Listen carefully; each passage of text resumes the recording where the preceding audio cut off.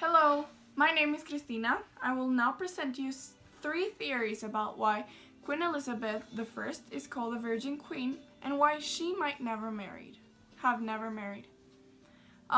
The first thing I want to talk about is a little bit of her background. She was daughter of King Henry VIII, who married 6 times. And Anne Boleyn was the second wife of King Henry, and she was her mother. At the age of 2, her mother was beheaded, and she came to live to a house far from the court in Hatfield. She grew up by herself most of the time. She was independent and liked to write and be constantly learning more. When she was 14, her dad died, and the power came to her sister Mary, her half-sister. She came to live with her stepmother Jane Seymour and her new husband Thomas Seymour. The theory says that when she was living with them, Thomas came to her room every morning and had a really strange relationship with her.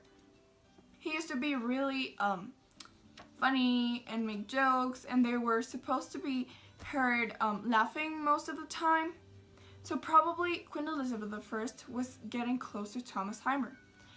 After some rumors came to to Edward, who was Queen Elizabeth's young brother, he decided to kill Thomas Seymour because he said, okay, probably he wants to marry my sister after Jane dies. So Thomas was beheaded, and why am I saying this? Probably Queen Elizabeth, seeing that a man getting close to her was getting hurt, she might have not liked that people got close to her, and especially a guy, that she could even fall in love with him. The second theory I will present is the genetical condition she was discovered to have, that is called complete androgen and sensitivity condition. This condition is when a baby is born with both genders' genitalia, and she grows up until puberty to be a normal girl. And at puberty, she develops a lot of testosterone, but the body rejects it and goes to facial factions.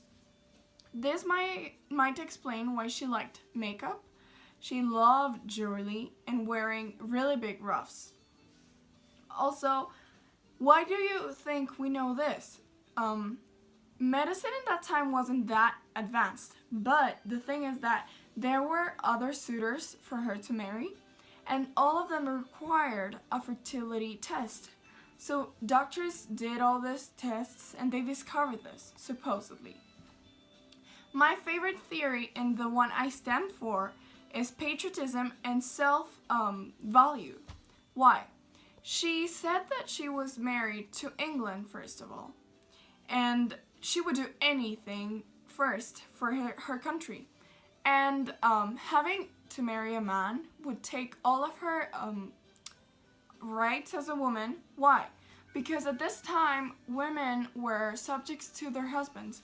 And if if she married, the king would have power over her. And the only people who had the right to divorce were men. So if they divorced, what would happen to her? She would leave with no power, and the king would be no royal guy.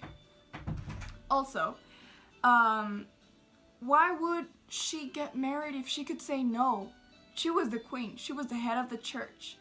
Why would she say, I want to get married? I mean, she had the right to do that. And at this time, the roles for women were changing. They were getting a voice. They were having a choice. And probably Queen Elizabeth wanted to stay like that. After all this, I think that she was a really good role model.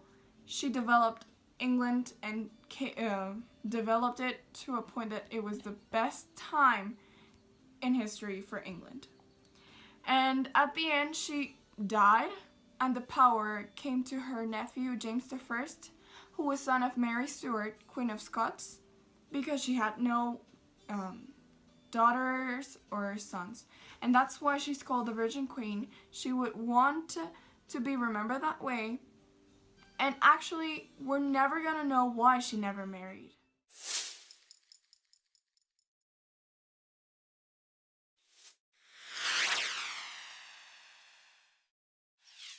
I will now explain why wife of Bath fits or doesn't fit in the gender roles of that time.